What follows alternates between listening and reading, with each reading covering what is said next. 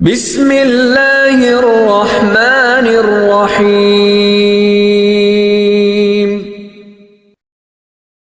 عن أنس بن مالك رضي الله تعالى عنه قال قال رسول الله صلى الله عليه وسلم من صلى لله 40 يوما في جماعة يدرك التكبيرة الأولى كتبت له براءة من النار وبراءة من النفاق.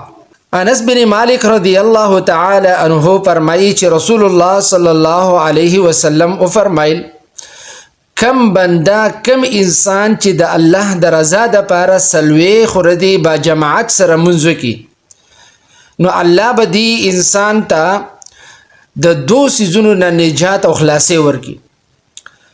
یو فاغي کی دار الله به د اور د جهنم نه بچ کی. دویم داره چې د منافقت او د نفاق نه به الله بچ وساتي. با جماعت سره مسکول دا یو لوی عمل له. بل حدیث کې راځي ابو موسی اشعری رضی الله تعالی عنہ فرمایي چې رسول الله صلی الله علیه وسلم فرمایل ان اعظم الناس فی الصلاة اجرا ابعدهم الیها ممثا.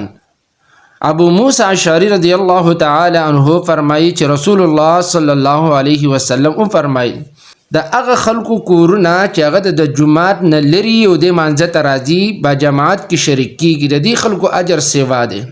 د نبی صلی الله علیه وسلم په زمانه کې د مسجد نبوي په خواوشا کې سزګونه خالی شو. نو د بنو سلمہ کم خلکو نو هغه اراده وکړه چې مونږ خپل خیمه د مسجد نبوي په خوا کې خپل رعایش ته به د مسجد نبوي خواته منتقل کو.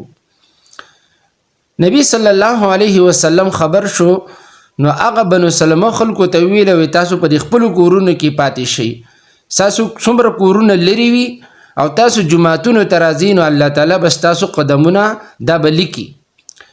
بل حدیث کې دا راځي چې کم انسان او د کوم خلکو چې د کورونه لري د مسجد نه لري د جمعات نه لري او د مسجد ته د جماعت لپاره منزل راځي په جماعت کې په جماعت سره شریک کیږي نو الله به ردی د یو قدم په بدله کې به الله تعالی دې ته ګناهونه معاف کړي.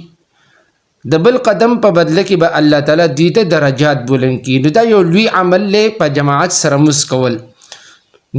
کم بندگان چې په جماعت کې په جماعت سره شریک کیږي نو الله به دې انسان ته دوه قسمه سيزونه دي چې د دې نه بوله نجات ورکړي.